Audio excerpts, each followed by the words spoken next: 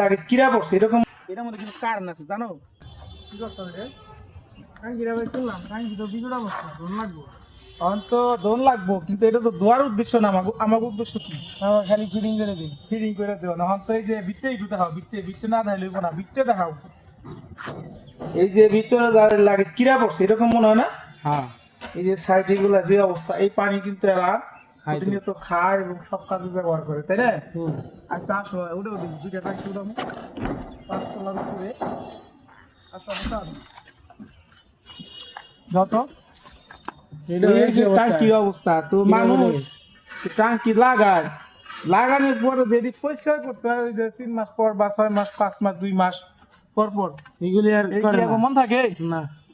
এই যে টাঙ্কির অবস্থা, তো এই থেকে কিন্তু শিক্ষা নেওয়া উচিত যে এই টাঙ্কির পানিতে সমস্ত কাজ করে, খানা দানা থেকে শুরু করে, মানে খানার কথা বাদই দিলাম, হুম। কাপড় চোপড় নিত্য প্রয়োজন যত কাজ সব কাজতে এই পানিটা করি। হ্যাঁ।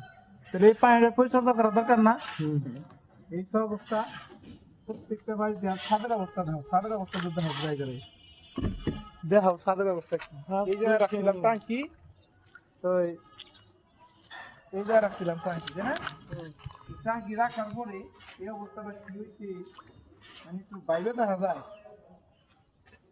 যে কোনো জিনিস, যে কোনো কাজ, কাজ করার পরে কাজের পরিচর্যা না থাকলে কাজের কোনো ই থাকে না, মূল্য নাই, কোনটা কিছু না, ঠিক আছে?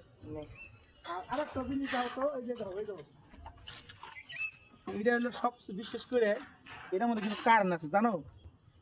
হ্যাঁ। এর মধ্যে কিন্তু কারণ আছে জানো।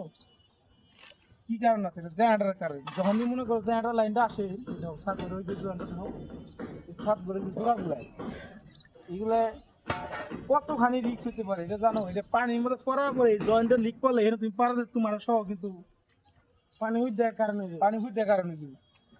তো এখন কি কম কর নাই, এই সব অবস্থা আমাদের কাজের অবস্থা। দেখো এটা ধরে মরো না।